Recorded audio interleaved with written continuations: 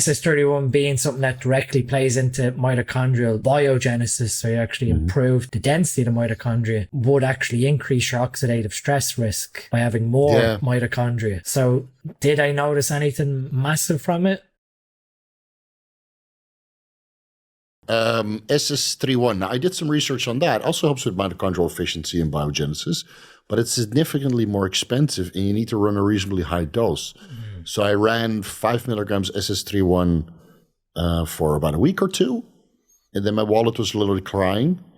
And then I didn't really notice much of a difference on top of the mitochondrial stuff that I was running. Now, this is a year ago, before the SLU PP332 and the methylene blue and the MOD-C. At that time, I was running MOD-C at the same time, so maybe that negated the effect. Dean, do you have any experience with SS31? I do. Like you, I've done 5 milligrams 5 days per week for 3 weeks in a row. But that's with everything else in play, like MOD-C, SLU, methylene. That, did I notice a massive benefit?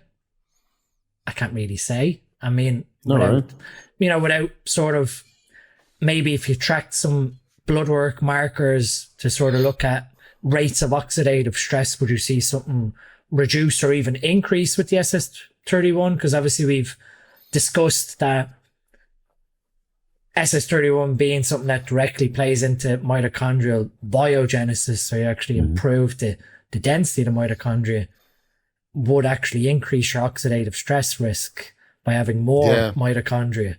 So did I notice anything massive from it? I can't really say. But do you get like an ashtray face overnight, which indicates like oxidative stress? All those guys megadosing their mastodon that look like ashtrays. But of course, if you're running like injectable glutathione and methylene blue, then you kind of mitigate the oxidative stress. For me, when I tried it, on top of everything else, because obviously we have this tried and tested protocol that you're like, I'm not screwing this up, I'm going to keep this in play. Yeah.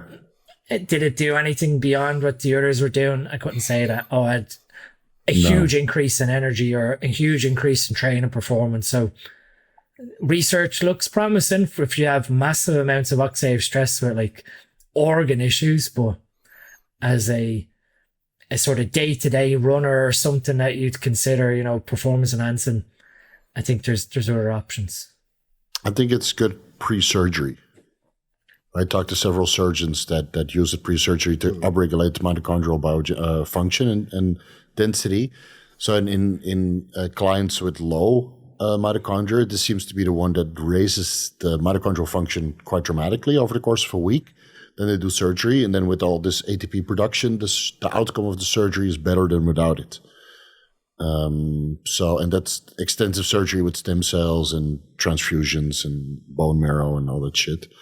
So I think it has some practical applications there. But what you see with methylene blue, you add that in and you notice an immediate effect. Same with SLU, it takes a couple of days, but after a week of continuous use, you notice like, my energy levels are better and my fat loss is improving and my my performance is improving. And same with MOD-C, and it's almost immediate. But with the SS31, I didn't notice any dramatic effect. Not on day 1, not on day 14.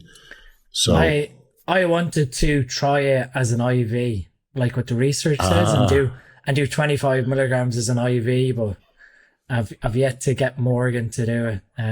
Well, it's gray area. Again, am I going to? What's the purity? Am I going to see anything from it? And